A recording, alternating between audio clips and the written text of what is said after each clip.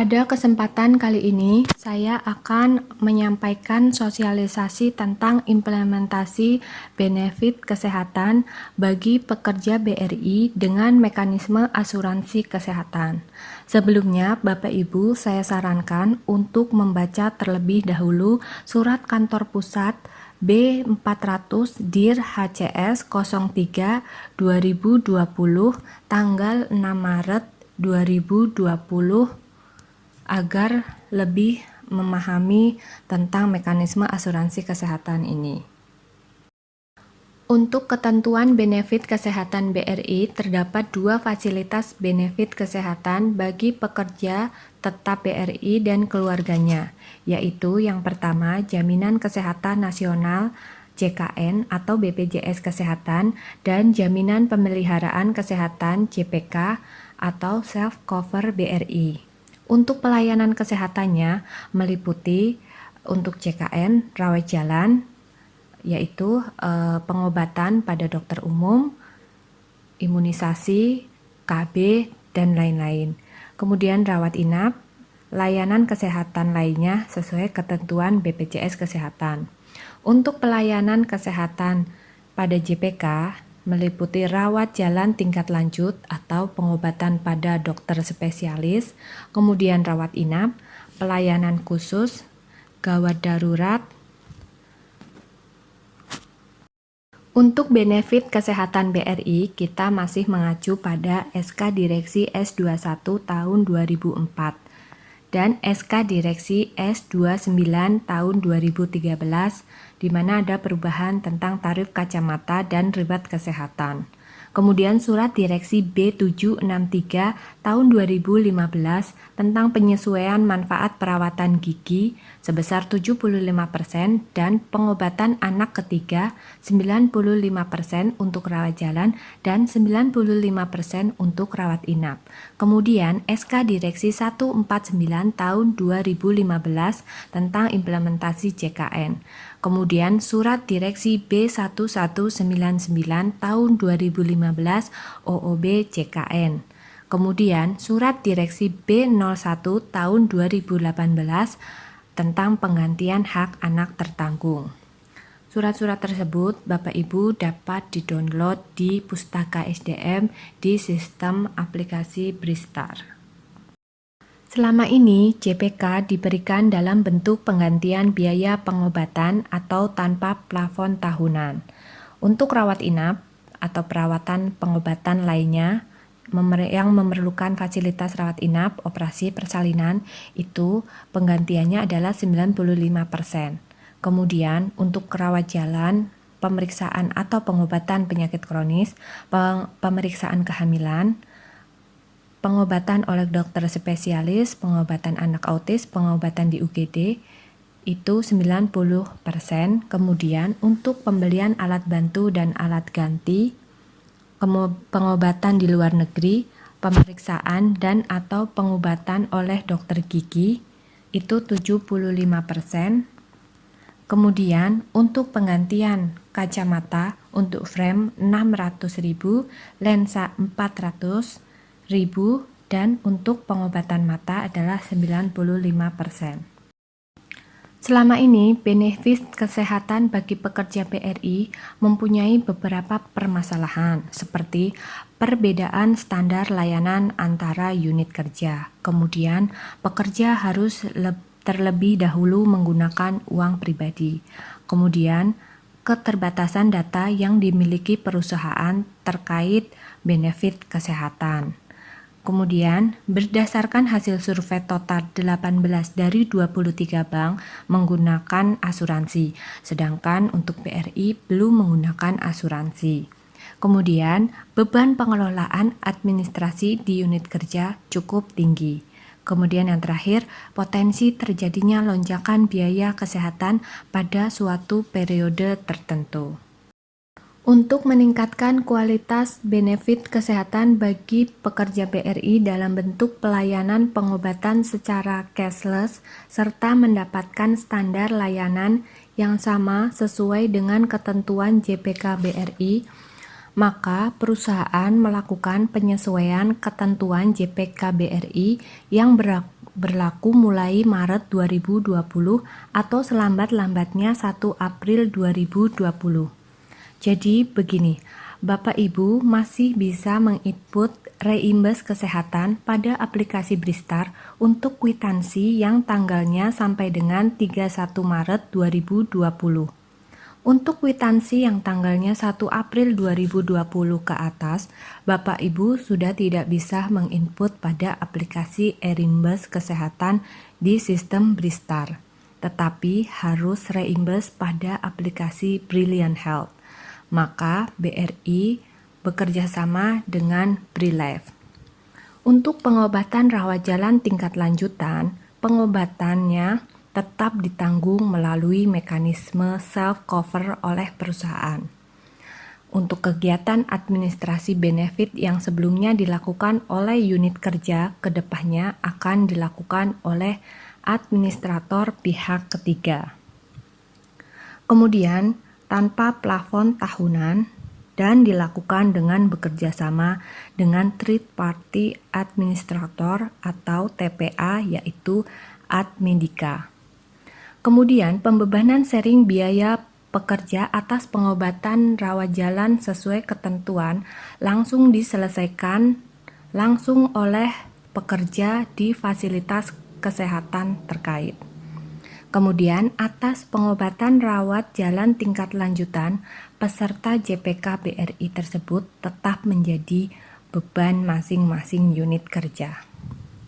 Kemudian, untuk pengobatan rawat inap, pengobatannya ditanggung melalui mekanisme self-cover oleh perusahaan disesuaikan menjadi bentuk cover asuransi. Kegiatan administrasi benefit yang sebelumnya dilakukan oleh unit kerja, kedepannya akan dilakukan oleh pihak asuransi dan administrator pihak ketiga. Atas premi tahunan yang dibayarkan oleh kampus BRI, maka biaya pengobatan rawat inap menjadi beban biaya perusahaan asuransi.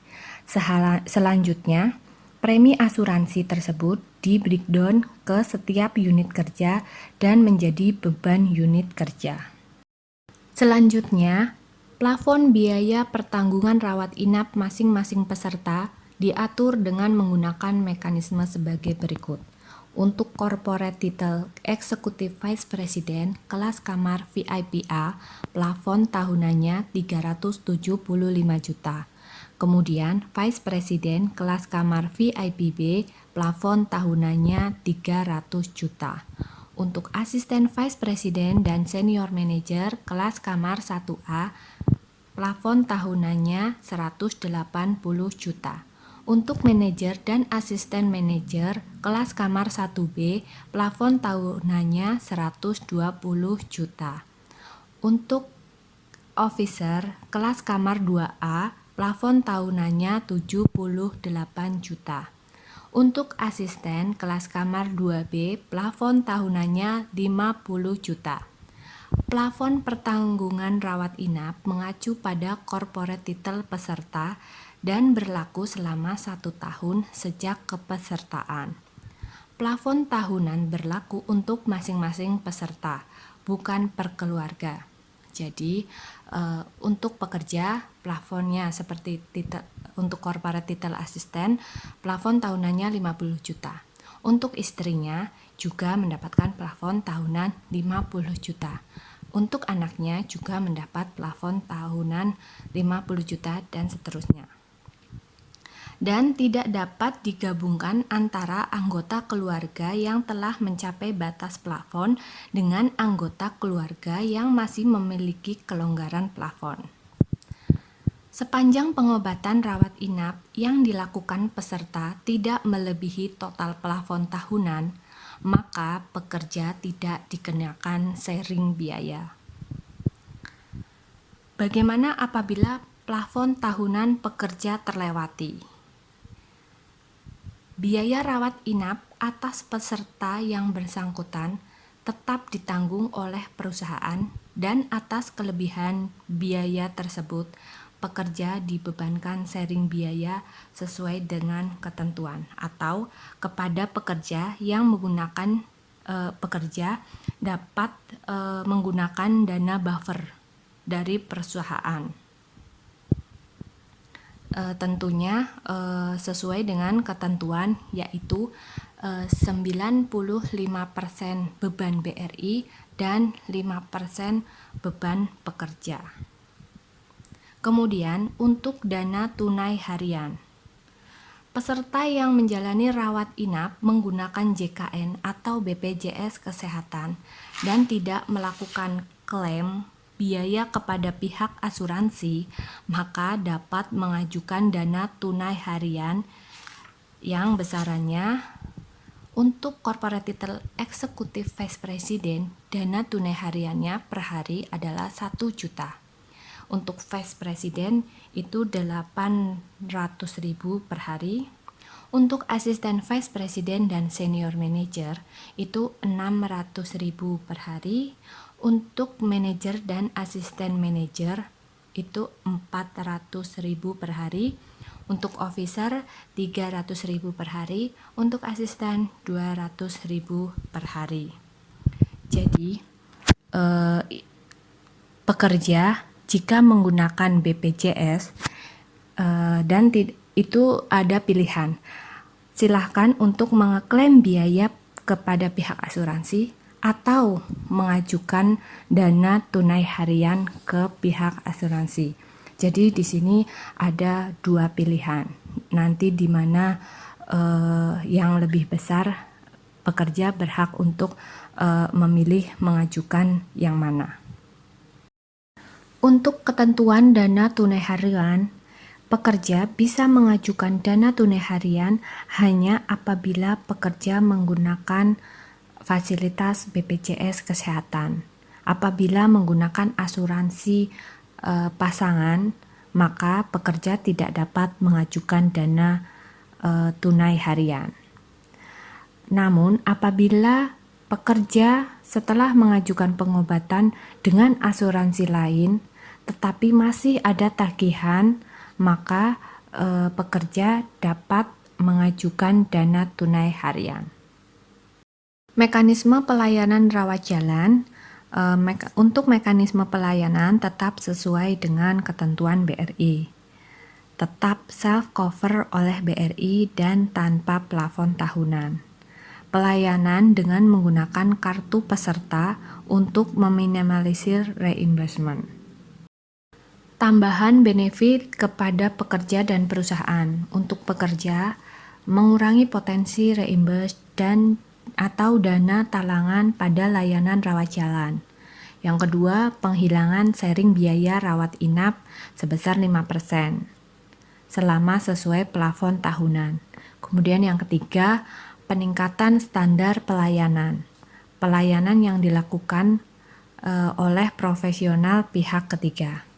Dan untuk perusahaan itu yang pertama, meningkatkan kualitas data terkait medical benefit. Kemudian yang kedua, pemindahan tanggung jawab administrasi terkait benefit kesehatan. Kemudian yang ketiga, sinergi BRI Group. Kemudian yang keempat, pemindahan resiko apabila terdapat lonjakan biaya kesehatan. Di sini ada beberapa contoh simulasi benefit pekerja. Ini yang pertama, kondisi 1, total biaya 50 juta, kemudian plafon asuransi itu 50 juta. Untuk simulasi pada existing itu 47.500.000 itu adalah beban BRI atau perusahaan, yaitu 95% dari biaya rawat inap. Kemudian 2.500.000 itu beban pekerja, yaitu 5% dari biaya rawat inap. Nah, untuk simulasi yang sekarang oleh asuransi, 50 juta itu di cover oleh asuransi semuanya. Kemudian untuk kondisi kedua, total biaya sesuai hak adalah 36 juta. Kemudian total biaya naik kelas itu adalah 46 juta. Kemudian plafon asuransi di sini sebesar 78 juta. Jadi simulasi existing 34.200.000 adalah beban BRI 95%. Kemudian 11.800.000 itu adalah beban pekerja.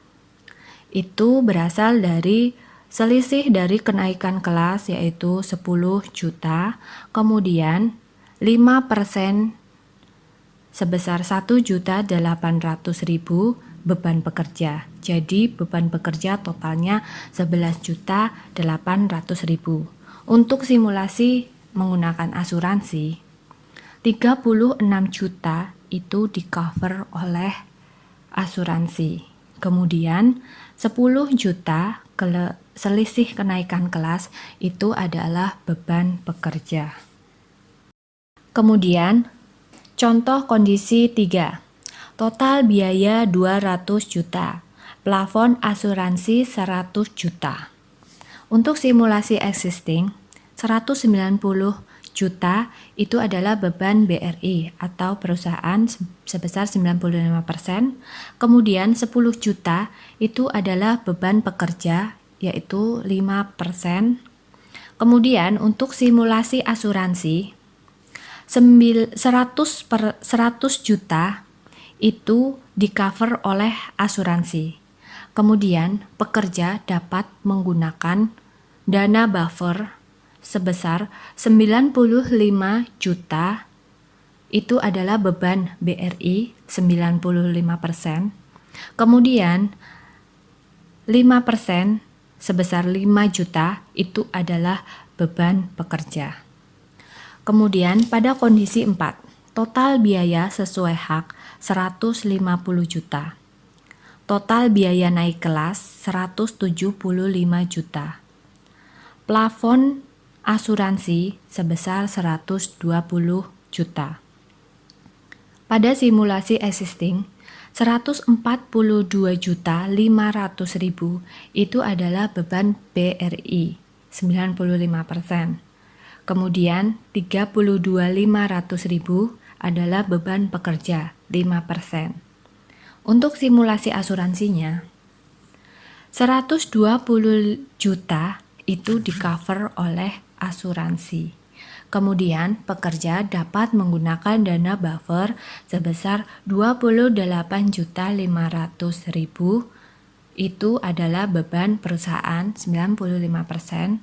Kemudian 26.500.000 itu adalah beban pekerja yaitu selisih biaya naik kelas ditambah dengan 5% dari biaya yang sesuai hak. Mekanisme penggunaan benefit dengan menggunakan kartu kepesertaan BRILife. Jadi Bapak Ibu setelah menerima kartu dan mempunyai kartu kepesertaan BRILife, mekanisme untuk pelayanannya, untuk rawat jalannya. Yang pertama, peserta menunjukkan kartu peserta dan kartu identitas ke petugas pendaftaran. Kemudian, petugas pendaftaran akan menggesek kartu ke terminal edisi. Kemudian yang ketiga, peserta mendapatkan pelayanan kesehatan. Kemudian yang keempat, petugas kasir menggesek kartu kembali ke edisi dan memasukkan ICD, kode informasi referral, dan biaya perawatan. Kemudian yang kelima, pekerja boleh pulang. Tentunya proses ini untuk dilakukan pada rumah sakit yang telah bekerja sama dengan Admedika. Kemudian untuk prosedur rawat inap dengan kartu, itu yang pertama, peserta menunjukkan kartu peserta dan kartu identitas ke petugas pendaftaran. Kemudian yang kedua, petugas pendaftaran akan menggesek kartu ke terminal edisi. Kemudian yang ketiga, peserta mendapatkan pelayanan kesehatan.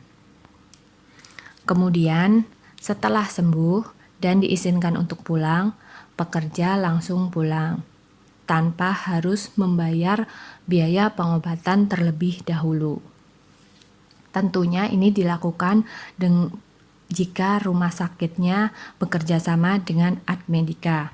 Apabila rumah sakit yang Bapak Ibu kunjungi itu belum bekerja sama dengan Admedika, maka Bapak Ibu dapat mengajukan reimburse melalui sistem aplikasi Brilliant Health.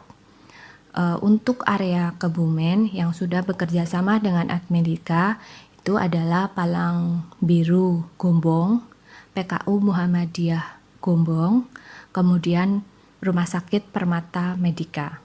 Untuk rumah sakit yang lain kemungkinan nanti akan kita usulkan untuk bekerja sama dengan Admedika.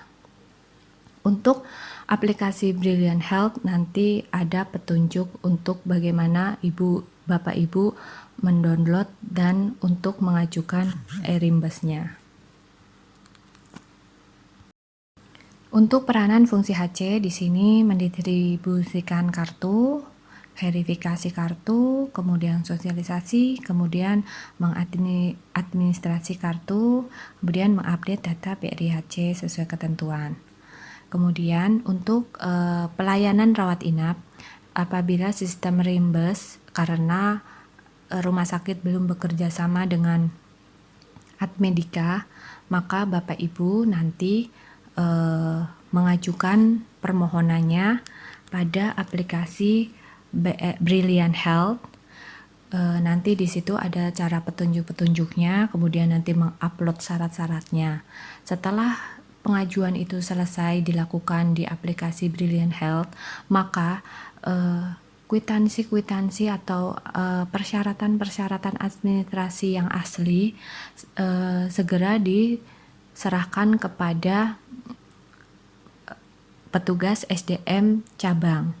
Karena untuk masa peralihan ini dari bulan Maret, April, Mei itu sebaiknya memang diadministrasikan hard kopinya di SDM cabang karena kita belum tahu aplikasi ini lancar atau nantinya ada kendala. Dan apabila ada kendala nanti buktinya sudah diadministrasikan di SDM cabang, jadi tidak hilang. Untuk peranan pekerja seperti yang tadi saya bilang, jika kartu pekerja ada salah satu anggota keluarga yang belum mendapatkan kartu, Bapak Ibu dapat mengecek di data pribadi di Bristar. Apakah memang semua anggota keluarga sudah masuk dalam sistem BRI daftar BRI HC. Apabila belum, maka Bapak Ibu harus mengumpulkan persyaratan dan melakukan permohonan input data keluarga kepada SDM cabang. Namun apabila anggota keluarga sudah terdaftar dalam sistem BRIHC tetapi belum menerima kartu kepesertaan BRILife, maka mohon ditunggu karena pengiriman kartu ini masih berlangsung dan ini masih yang saya sudah bagikan itu adalah pengiriman tahap pertama. Nanti ada tahap berikutnya. Untuk pekerja yang belum mendapatkan kartu kepesertaan BRILife atau anggota keluarganya yang belum mendapatkan kartu, mohon ditunggu karena memang untuk pendistribusiannya ini baru tahap 1. Nanti masih ada tahap-tahap berikutnya. Untuk selanjutnya, untuk pekerja atau anggota keluarga yang belum mendapatkan kartu, tetap bisa melakukan reimburse melalui aplikasi Brilliant Health. Nanti caranya Bapak Ibu menghubungi petugas SDM cabang untuk meminta nomor kartu kepesertaan BRILEF, karena untuk mendownload atau untuk registrasi nanti diperlukan nomor kartu tersebut. Untuk informasi tambahan, untuk pelayanan rawat jalan kepada dokter spesialis harus disertai dengan surat rujukan dokter umum sesuai dengan ketentuan yang berlaku. Kemudian, untuk mekanisme reimbursement dapat digunakan untuk beberapa kondisi antara lain sebagai berikut. Yang pertama, rumah sakit atau fasilitas kesehatan tidak bekerja sama dengan Admedika. Yang kedua, peserta belum terdaftar dalam sistem BRIHC. Yang ketiga, peserta sudah terdaftar sebagai tertanggung perusahaan namun belum menerima nomor kartu maupun kartu peserta asuransi. Yang keempat, tidak memenuhi persyaratan dalam layanan rawat jalan, contohnya tidak membawa surat rujukan atau tidak membawa kartu asuransi. Pengajuan reimbursement dapat dilakukan melalui aplikasi Brilliant Health melalui smartphone masing-masing pekerja. Untuk tata cara pendownloadan aplikasi Brilliant Health nanti sudah ada di lampiran sosialisasi ini. Kemudian untuk tata cara pengajuan reimbursement serta formulir-formulir apa yang perlu dilengkapi itu nanti sudah ada pada lampiran sosialisasi ini. Kemudian pengajuan reimbursement melalui aplikasi Brilliant Health harus dilengkapi soft copy dokumen-dokumen sebagai berikut. Yang pertama, invoice pembayaran, kemudian surat rujukan dokter, kemudian diagnosa dokter, kemudian dokumen medis lainnya. Kemudian setelah itu, pekerja wajib mengirimkan dokumen asli yang menjadi dokumen pendukung dalam pengajuan reimbursement melalui aplikasi Brilliant Health kepada SDM BRI Kanca Kebumen. Kemudian apabila terdapat biaya-biaya yang tidak ditanggung oleh perusahaan atau terdapat sharing biaya beban pekerja yang disebabkan oleh pelayanan yang di luar ketentuan atau perubahan kelas kamar rawat secara atas permintaan sendiri atau penggunaan di atas plafon tahunan, maka beban biaya sharing dimaksud akan dibebankan melalui payroll pekerja yang bersangkutan. Untuk pembebanan biaya sharing pekerja untuk rawat inap, ini benefitnya dapat dilakukan dengan metode angsuran. Dengan ketentuannya nanti Bapak Ibu bisa lihat di surat direksi nomor 400 pada lampiran 2, di mana biaya beban pekerja yang dapat konversi ke dalam bentuk angsuran terbatas, yaitu atas biaya sharing pekerja. Sedangkan biaya beban pekerja yang disebabkan oleh kenaikan kelas rawat inap atas permintaan sendiri dilakukan sebanyak 1 kali pembebanan. Besaran angsuran yang dibebankan kepada pekerja setiap bulannya akan ditampilkan di dalam Bristar masing-masing pekerja. Angsuran sharing pekerja tidak dapat dilakukan pelunasan maju. Sharing biaya merupakan perhitungan atas satu invoice. Mungkin sekian sosialisasi dari saya. Untuk selanjutnya kurang lebihnya mohon maaf. Terima kasih.